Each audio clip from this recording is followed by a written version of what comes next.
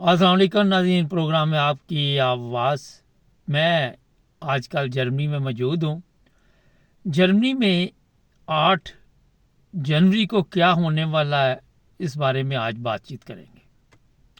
ہوا یہ ہے، جس طرح پوری دنیا میں مہنگائی ہوئی ہے اور جرمنی میں بھی چیزیں جو ہیں وہ کافی مہنگی ہو گئی ہیں، اور بھی یہاں پہ آپ سب کے علم میں ہے کہ گھروں کے کرائے ہیں یا بجلی کا بل ہے یا گیس ہے، جو کچھ بھی ہے، کھانے پینے کی چیزیں ہیں، سب کچھ مہنگا ہو چکا ہے۔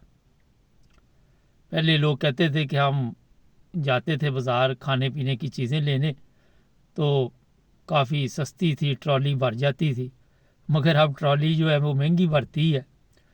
اور یہ ہے سب سے بڑا مسئلہ ہے کہ 8 تاریخ کو جرمنی کی سب سے بڑی ہڑتال کی کال دی گئی ہے۔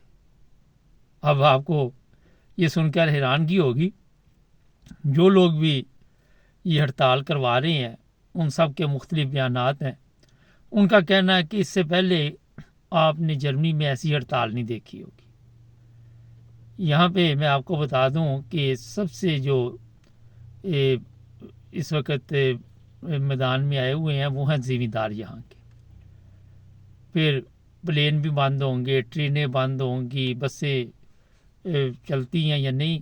لیکن یہاں ایک چیز میں جرمنی کا میں بتا دیتا آپ کو، میرے پاس جو انفارمیشن ہے کہ جو گورنمنٹ کے ملازم ہوتے وہ ہڑتال نہیں کر سکتے جرمنی میں۔ عدالتوں میں جو جج ہیں وہ بھی ہڑتال نہیں کر سکتے۔ جو گورنمنٹ کے ملازم ہیں، مجھے یاد ہے کہ میرے ایک جج دوست تھے یہاں ہائی کورٹ کے، تو ایک دفعہ پرانی بات ہے، کوئی 30-35 سال پہلے، تو میں نے ان سے پوچھا کہ ان دنوں کوئی ہڑتال چل رہی تھی، تو کہتے ہمیں اجازت نہیں ہوتی کہ ہڑتال کریں نا۔ اس لیے مجھے وہ یہ بات یاد آئی، شاید کوئی اس میں فرق ہو، لیکن جہاں تک میرے علم میں ہے وہ یہی ہے کہ گورنمنٹ ملازم جو ہیں وہ ہڑتال نہیں کر سکتے۔ اب میں آپ کو بتاتا ہوں کہ اس ہڑتال سے نقصانات کیا ہوں گے۔ اگر ایئرپورٹس بند ہو گئے، اور پھر آپ سب کے علم میں ہے کہ مسافروں کے لیے کتنی مشکل ہوگی۔ یہ 8 تاریخ کو ہی نہیں ختم ہو جائے گی، خبریں یہ بھی ہمارے پاس ہے کہ شاید یہ 15 تاریخ تک ہڑتال چلے۔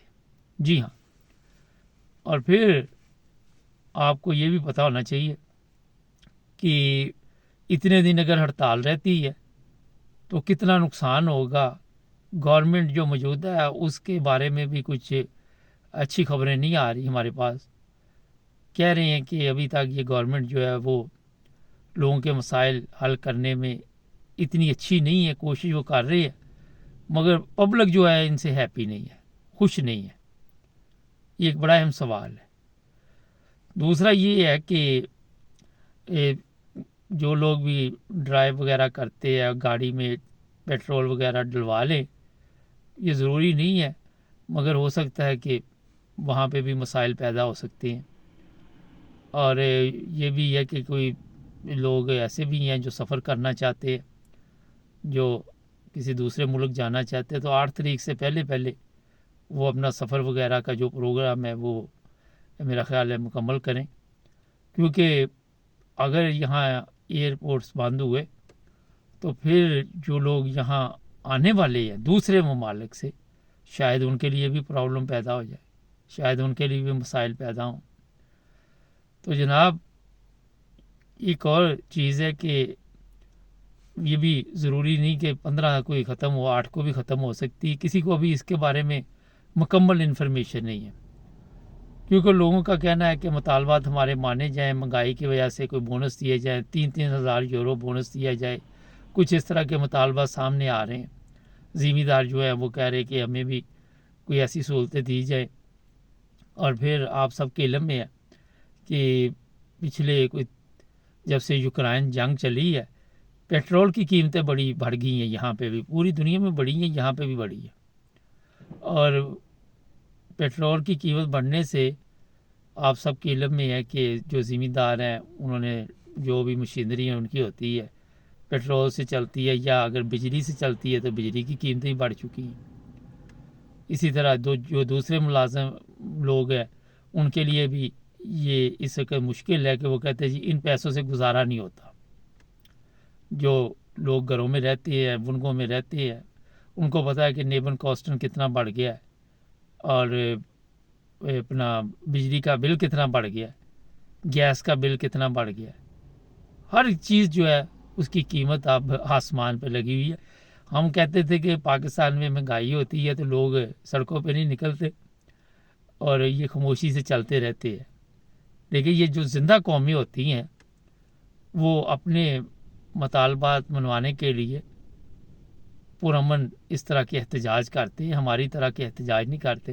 یہاں بھی ایسے واقعات ہوتے ہیں مگر کم ہوتے ہیں، توڑ پھوڑ نہیں کرتے اتنا جو سمجھدار لوگ ہیں. باقی ناسمجھ لوگ تو پوری دنیا میں آپ کو پتہ ہے. میں ذرا طریقے سے بات کرنی ہوتی، کئی جگہ ہمیں نام میں نہیں لیتا، ضرورت نہیں ہوتی، آپ سمجھ جاتے ہیں.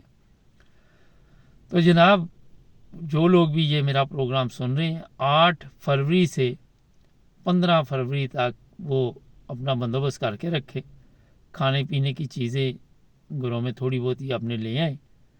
یہ ضروری بھی نہیں کہ 15 تک ہی چلے، شاید 8 کوئی مسائل ان کے حل ہو جائیں.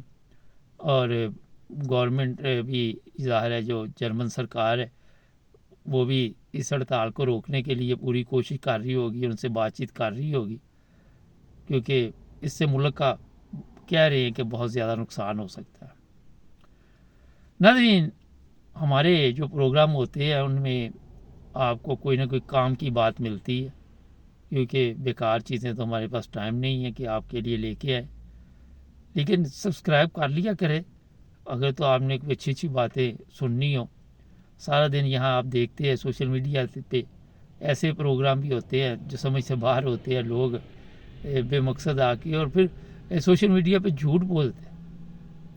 جھوٹ بہت بولا جاتا ہے اور لوگوں کو گمراہ کیا جاتا ہے. آج میں ایک دیکھ رہا تھا کہ جھوٹ کی یہاں تک ہماری حالت ہو گئی ہے. کوئی کہہ رہا ہے جرمنی کے ویزے کھل گئے ہیں، کوئی کہتا ہے کینیڈا کے ویزے کھل گئے ہیں، کوئی کہتا ہے انگلینڈ کے ویزے کھل گئے ہیں، کوئی کچھ کہتا ہے، کوئی کچھ کہتا ہے. مجھے نہیں سمجھ. ایک صبح خاتون میں دیکھ رہا تھا آسٹریلیا کے ویزے کھل گئے ہیں. تو جناب بس سارا دن یہاں پہ لوگوں کو اپنے پروگرام چلانے کے لیے ویزے پتہ نہیں کس طرح کھولتے ہیں کس طرح بند ہوتے ہیں، میری سمجھ سے تو باہر ہے. لیکن یہ میں بتا دیتا ہمارا کہ سوشل میڈیا پہ اس طرح کے اشتہارات آپ کو ملیں گے، اس طرح کے بندے بڑے جوش کے ساتھ آ کے اپنا بتائیں گے کہ بس آپ کی اب زندگی بدل گئی ہے، مگر ایسے ہوتا نہیں ہے. یورپ کی زندگی جو لوگ اس وقت جی رہے ہیں ٹھیک ہے، سہولتیں یہاں پہ ہیں، ہر چیز ہے، کسی چیز کی کمی نہیں ہے یہاں پہ. مگر جو نئے آنے والے ہیں دوسرے ممالک سے ان کے لیے مسائل تو ہوتے ہی. یہاں تو ایک شہر سے دوسرے میں چلے جائیں تو مسئلے ختم نہیں ہوتے. بہرحال جی یہ آپ کو میں نے مکمل طور پر جو رپورٹ دی ہے، کیونکہ ابھی کچھ دن باقی ہیں، نیا سال جیسے شروع ہوگا. اور یہ بھی آپ کو میں ایک چیز آخر پہ اب بتا کے پروگرام کو ختم کرنا چاہوں گا کہ جرمنی میں بھی اگلے سال جو مالی حالات ہے وہ کوئی اتنے اچھے نظر نہیں آ رہے. سب سے جو زیادہ نقصان پہنچا ہے یورپ کو وہ یوکرائن جنگ سے پہنچا ہے. یوکرائن سے گیس اور دوسری چیزیں آتی تھی، وہ جیسے ہی آپ سب کے علم میں ہے کہ ایک دفعہ کوکنگ آئل کا بھی یہاں پہ پورے یورپ میں مسئلہ بنا ہوا تھا. تو یہ یوکرائن جنگ کی وجہ سے ٹھیک ٹھاک پرابلم ہوئی. ایک تو کرونا آ گیا، باقی جو کسر رہ گئی تھی وہ یوکرائن نے پوری کر دی. اور پھر آپ کو پتہ ہے یہاں جرمنی میں یوکرائن کے لوگ بھی بہت زیادہ آئے ہوئے ہیں اور یہاں پہ ان کو تمام وہ سہولتیں مل رہی ہیں. گھر بھی مل رہا ہے، کام بھی مل رہا ہے، اسکول بھی مل رہا ہے، ہر چیز مل رہی ہے. آتے ہیں انہیں اوفن ہارٹ الابنس بھی مل گئی. اب وہ واپس جاتے ہیں یا نہیں جاتے کیونکہ یہ انہوں نے فیصلہ کرنا یا جرمن سرکار نے کرنا. ابھی تک وہاں بھی شانتی نہیں ہے، حالات ٹھیک نہیں ہے وہاں پہ یوکرائن میں بھی. لیکن یہاں پہ میں نے دیکھا ہے کہ بڑی تعداد میں جرمنی میں یوکرائن کے لوگ موجود ہیں. اور شاید جرمنی یورپ کا سب سے بڑا ملک بھی ہے، فرانس بھی ہے، مگر یہاں پہ سب سے زیادہ لوگوں کو سہولت یوکرائن کے جو ہے ان کو دی گئی ہے۔ سبسکرائب کریں، جڑے رہیں میرے ساتھ تاکہ اور بھی پروگرام دیکھتے رہیں۔